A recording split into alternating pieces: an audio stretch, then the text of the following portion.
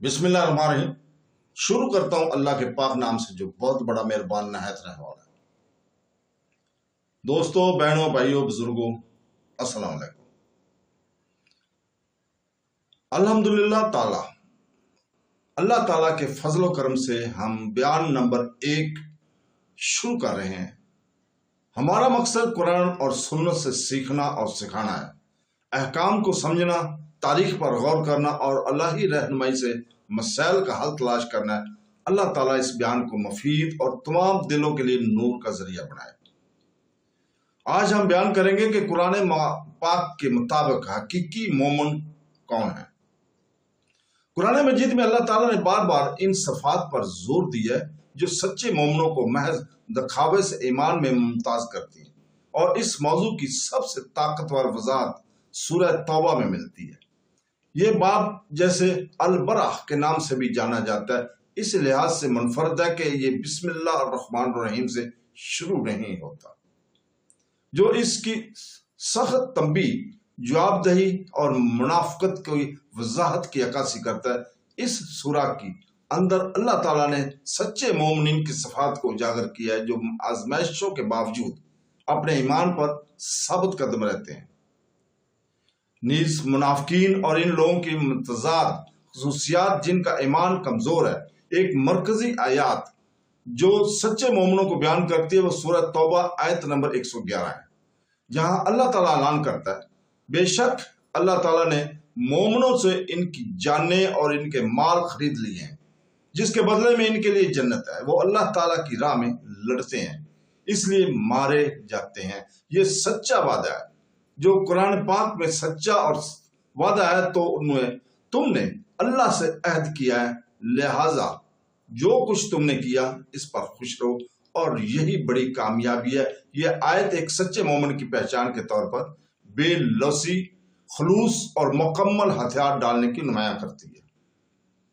इससे पहले इस सूरा में अल्लाह ताला ने इन मुनाफिकीन में फर्क किया है जिन्होंने अल्लाह ताला की राह में लड़ने से बचने का बहाना बनाया और साबित कदमी का मुजाहरा किया। मिसाल के तौर पर सूरह तौबा की आयत नंबर 112 में अल्लाह ताला सच्चे मोमिनों को इस तरह बयान करता है, जो तौबा करते हैं, इबादत करते हैं, अल्लाह की हमद करते हैं, रुकू करते हैं, सजदा करते हैं, नेक कामों में शामिल होते हैं और बुराई से मना करते हैं और अल्लाह की हदूद की हिफाजत करते हैं।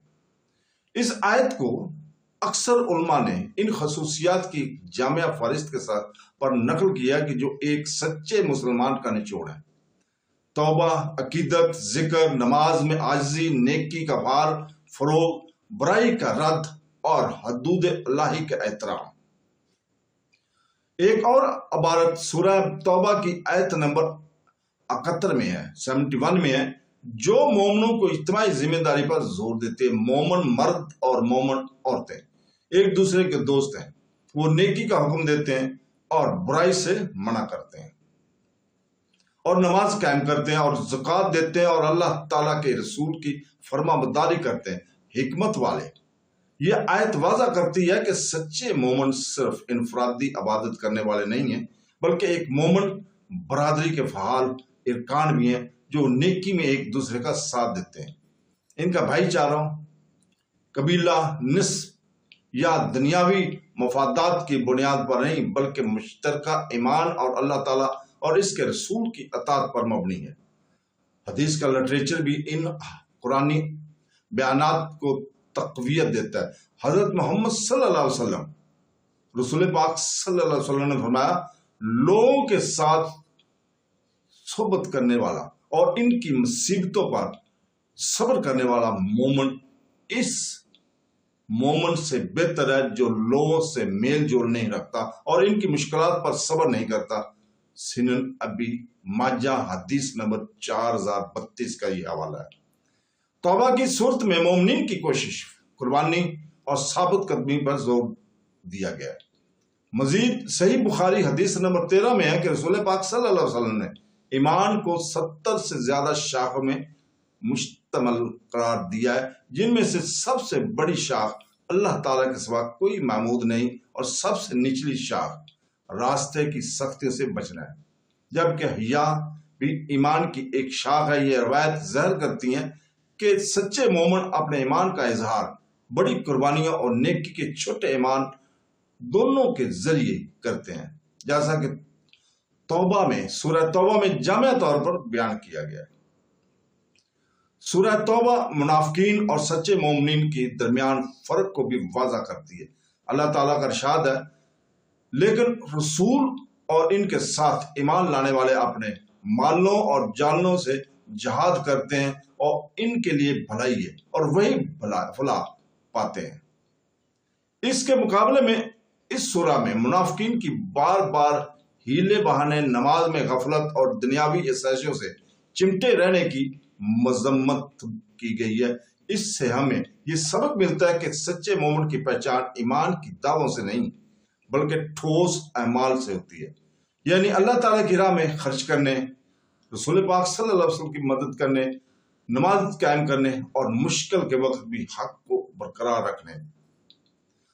آخر میں سورہ توبہ کے مطابق سچے مومن وہ ہیں جو اللہ تعالیٰ کے حکم پر پوری طرح سر تسلیم کام کرتے ہیں، اس کی راہ میں جان و مال قربان کرنے کے لیے تیار ہیں، جو سچے دل سے توبہ کرتے ہیں، نماز قائم کرتے ہیں، زکوٰۃ دیتے ہیں، نیکی کا حکم دیتے ہیں، برائی سے روکتے ہیں اور اللہ تعالیٰ اور اس کے رسول کی وفاداری پر ثابت قدم رہتے ہیں۔